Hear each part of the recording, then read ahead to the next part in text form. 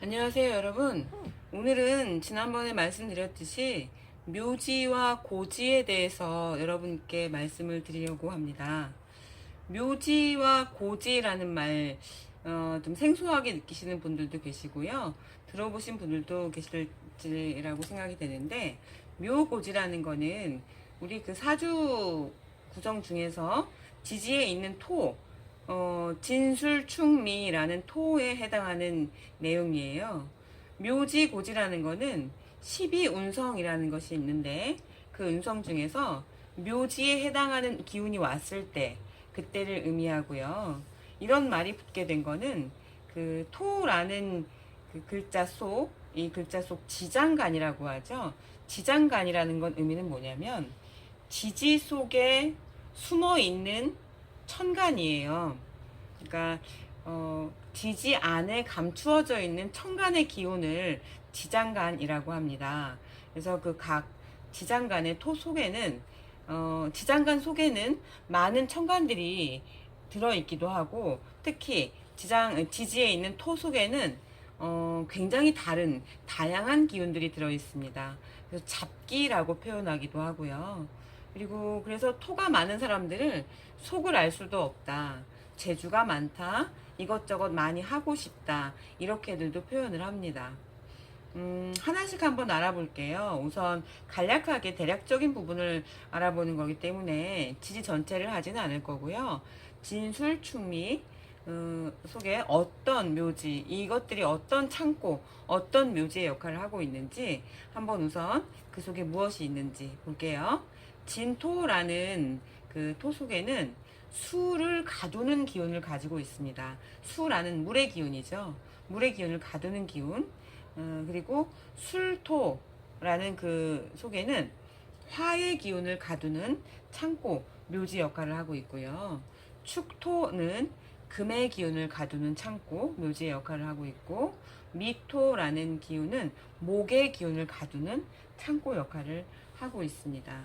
사주에는요, 각각의 육친과 육신으로 배속이 되어 있잖아요. 나한테 속해 있는 부성, 그럼 이제 관성이겠죠. 관성을 부성이라고도 하는데, 재성을 처성이라고 하는 것과 같습니다. 여자한테 관성은 남편을 의미하고, 남자한테 재성은 처를 의미하기 때문에, 부성이나 관성, 재성이나 처성, 이렇게 얘기할 때도 있습니다. 그럼 식상은 무엇일까요?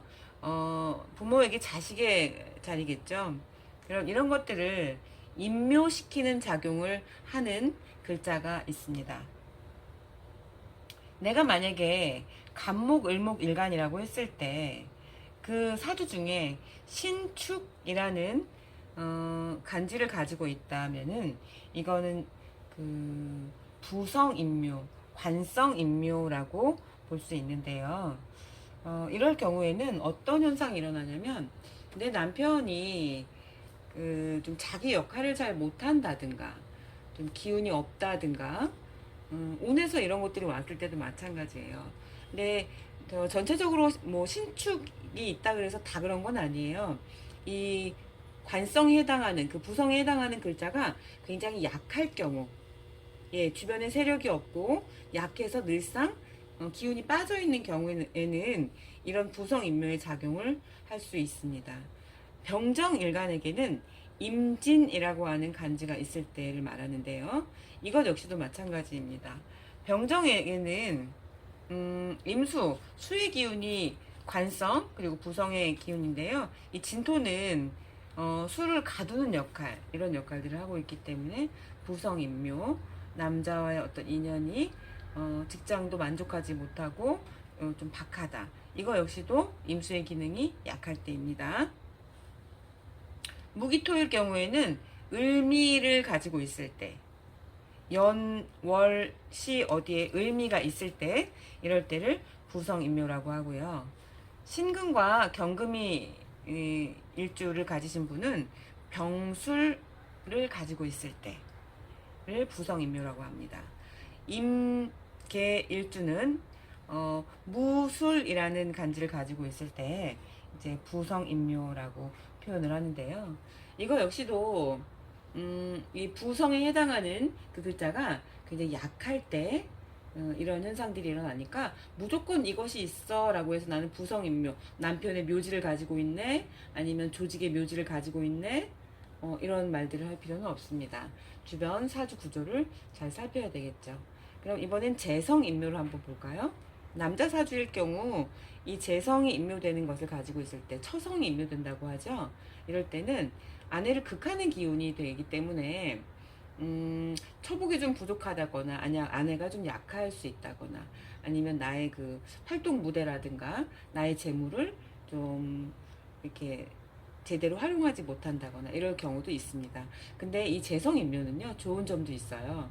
돈이 하늘에 떠 있지 않고 창고에 묻혀 있다라고 하는 건 어떻습니까? 내 돈이겠죠. 내가 모으고 가두는 역할을 하기 때문에 부자의 사주에도 재성인묘된 재성을 창고로 가지고 계신 분들이 참 많이 있다고 합니다. 알아볼게요. 갑을목 일간에게는 토가 재성이죠. 무술이라는 간지를 가지고 있을 때가 재성인묘되었다라고 하고요. 병정일간에게는 신축이라는 간지가 있을 때 재성인묘라고 봅니다. 무기토일간에게는요 임진 간질 있을 때 이제 재성인묘라고 하는데, 이럴 때는 이제 되게 그 감추어둔 지하수 같은 돈을 가지고 있다라고 볼 수도 있겠죠. 사주 구조상 그 수를 돈으로 볼 때, 금을 돈으로 볼 때가 되게 많아요. 병정일간이 신축을 가지고 있을 때, 그리고 무기토일간이 임진을 가지고 있을 때는 큰 돈도 벌어보는, 창고가 개고되거나 폭파될 때, 이럴 땐 좀 돈이 나가기도 하는 이런 경우도 발생할 수 있습니다. 경금신금일간에게는 을미겠죠. 을미는 백호대살의 기운도 가지고 있기 때문에요. 약간은 좀 그 처가 건강이나 뭐 다칠수나 이런 것도 잘 살피셔야 합니다. 그리고 임계 일간에게는 병술이 재성이 인묘되는 그런 기운인데요. 한간에는 이런 것이 있을 때는 또 이제 뭐 종교 철학이라든가 이런 쪽하고도 인연이 있다. 뭐 부인이 그런 사람일 수도 있다. 라고도 할 수 있으니까 주변을 잘 구조를 살펴서 사주 해석을 하는 게 중요하겠죠. 그럼 마지막으로 식상까지만 할게요. 진술충미토에서 이제 식상을 인묘시키는 경우. 그럼 식상이라는 경우는 그 자식 자리를 의미하기도 해요. 아, 참, 재성은 남녀공이 이제 남자에게는 부인을 의미하기도 하지만 육친 배속으로 봤을 때 아버지를 의미하기도 합니다. 그럼 이럴 때는 아버지하고 인연이 조금 박하다라고 볼 수도 있으니까 해석에 참고하시기 바랍니다. 식상 볼게요. 갑을목 일주에게는 화가 식상이죠. 그러면 병술이라는 간지가 있을 때입니다.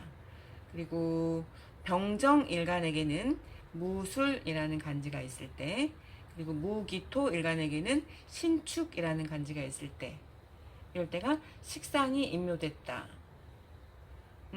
이런 식상이 인묘되는 운이 왔을 때에는요, 자녀의 어떤 현재 상태도 살펴야 되겠지만 본인의 건강도 좀 신경을 쓰셔야 됩니다.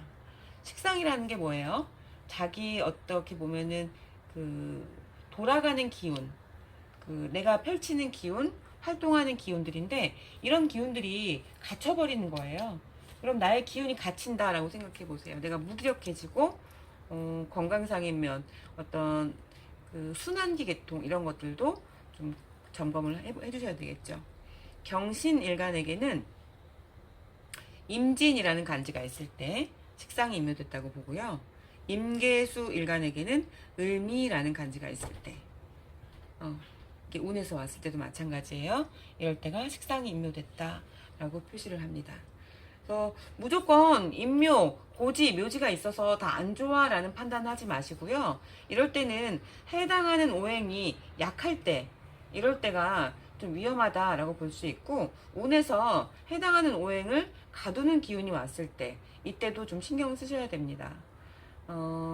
모든 것들이 이제 그 토 속에는 굉장히 많은 그런 감추어진 것들이 굉장히 많아요. 이것이 삼합이라든가 방국이라든가 아니면 육합이라든가 형충파해 이런 것들로 인해서 이루어지게 되어 있는데요.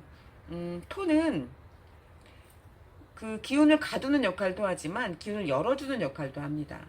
다음 시간에는 이 기운을 열어주는 역할, 가두었다 열어주는 역할에 대해서 한번 말씀드려 볼게요. 프로삼합이라고 아세요? 요거에 대해서 다음 시간에 자세하게 한번 말씀드려 보겠습니다. 오늘은 여기까지 할게요. 감사합니다.